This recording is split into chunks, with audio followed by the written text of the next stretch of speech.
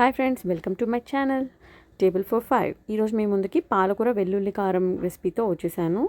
ముందుగా ఏంటంటే పాలకూరని 4 కట్టలు తీసుకొని మీడియం కట్ చేసుకొని చిన్నగా కట్ చేసుకొని వాష్ చేసి పెట్టుకోవాలి ఉప్పు నీళ్ళల్లో. తర్వాత 6 to 7 6 నుంచి 7 వరకు ఎండుమిర్చి, 3 మీడియం సైజ్ ఆనియన్స్, ఉల్లిపాయలు, ఒక 100 గ్రామ్స్ దాకా వెల్లుల్లి పొట్టు తీసి పెట్టుకోవాలి. తర్వాత 2 టీ స్పూన్ల శనగపప్పు, 2 స్పూన్ల ధనియాలు, ప్యాన్ పెట్టుకొని హీట్ అయ్యాక మనం తీసి పెట్టుకున్న శనగపప్పు, ధనియాలు, తర్వాత ఎండుమిర్చిని సిమ్లో పెట్టుకొని వేయించుకోవాలి. బాగా వేగాక అందులోనే 2 టీ స్పూన్ల జీలకర్ర కూడా యాడ్ చేసుకున్నాను. అవన్నీ పక్కకు పెట్టుకోవాలి. తర్వాత అదే ప్యాన్లోకి ఒక 2 టేబుల్ స్పూన్ల ఆయిల్ వేసేసి ఆనియన్స్ కట్ చేసి పెట్టుకున్నాక చిన్నగా అవి వేసుకొని వేయించుకోవాలి. ఒక చిన్న చింతపండు ఒక 25 గ్రామ్స్,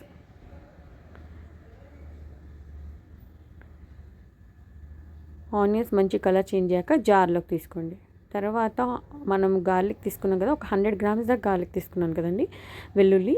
అందులో నేను కొన్ని ఇంట్లో వేసాను, కొన్ని ఏమో నేను తర్వాత గ్రైండ్ చేస్తాను, చూపిస్తాను మీకు.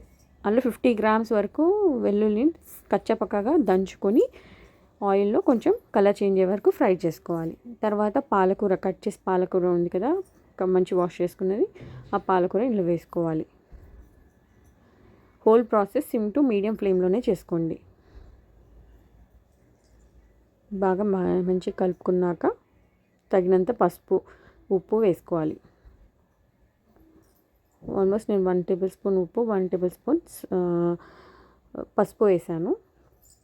బాగా మిక్స్ చేసుకొని మూత పెట్టి పక్కకు పెట్టుకోవాలి.